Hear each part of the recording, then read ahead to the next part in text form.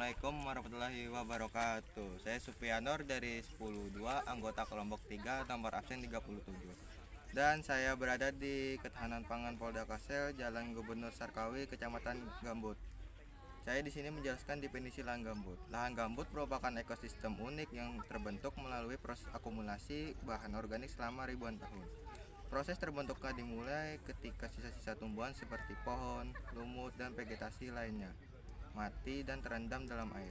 Dalam kondisi tanpa oksigen, dekomposisi bahan organik ini berlangsung sangat lambat, hanya sekitar 1-2 miliar per tahun.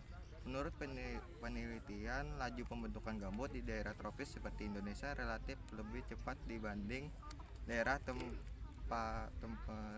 karena tingginya produktivitas biologis. Tekstur lahan gambut ini memiliki tekstur yang lembut dan halus karena terdiri dari bahan organik yang membusuk perlahan. Tekstur ini membuat tanah gambut mudah menyerap air dan terasa gembur, namun juga lunak dan kurang padat. Proses terbentuknya gambut. Gambut terbentuk dari tumpukan material organik yang terakumulasi selama ribuan tahun.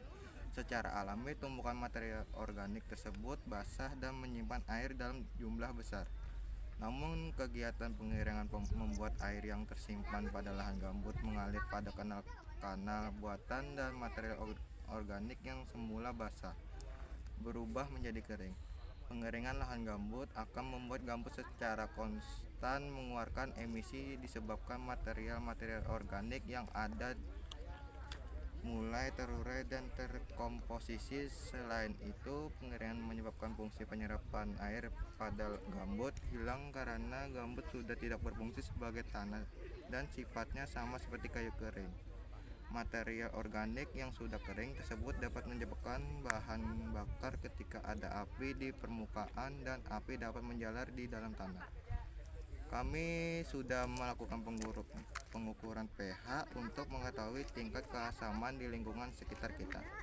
Hasilnya, pH air mineral yang kami gunakan adalah 7, yang berarti air tersebut bersifat netral. Namun setelah air mineral ini dicampurkan dengan tanah gambut, pH-nya turun drastis menjadi 4. Begitu juga dengan pH tanah gambut ini sendiri, yaitu 4. Artinya tanah gambut di sini bersifat sangat asam. Penurunan pH ini menunjukkan bahwa tanah gambut memiliki kandungan asam yang tinggi. Ketika air netral bercampur dengan tanah gambut, zat asam dari tanah langsung larut ke dalam air sehingga air pun ikut menjadi asam. Kondisi asam seperti ini sangat mempengaruhi kualitas air dan tanah di sekitarnya. Bahkan dapat berdampak pada pertanian, ekosistem, dan kehidupan masyarakat yang tinggal di sekitar lahan gambut. Dan saya juga akan menjelaskan vegetasinya. Di sini kami sudah mengamati berbagai jenis vegetasi yang tumbuh subur di lahan gambut yang menjadi fokus ketahanan pangan. Beberapa tanaman yang berhasil kami identifikasi antara lain pohon galam, jagung, purun tikus, dan karaminting.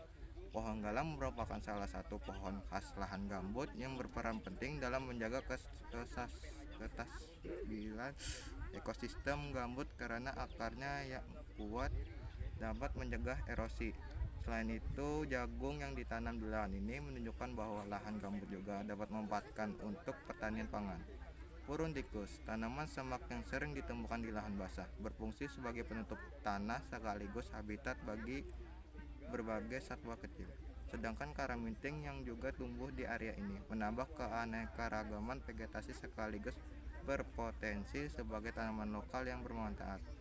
Keberadaan vegetasi ini tidak hanya memperkaya keanekaragaman hayati di kawasan gambut, tetapi juga mendukung upaya ketahanan pangan melalui pemanfaatan lahan secara berkelanjutan.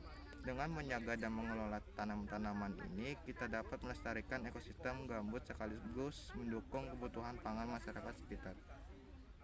Selamatkan lahan gambut, selamatkan masa depan. Saya sebagai Supiana dari kelompok 3 mengucapkan Assalamualaikum warahmatullahi wabarakatuh. Waalaikumsalam.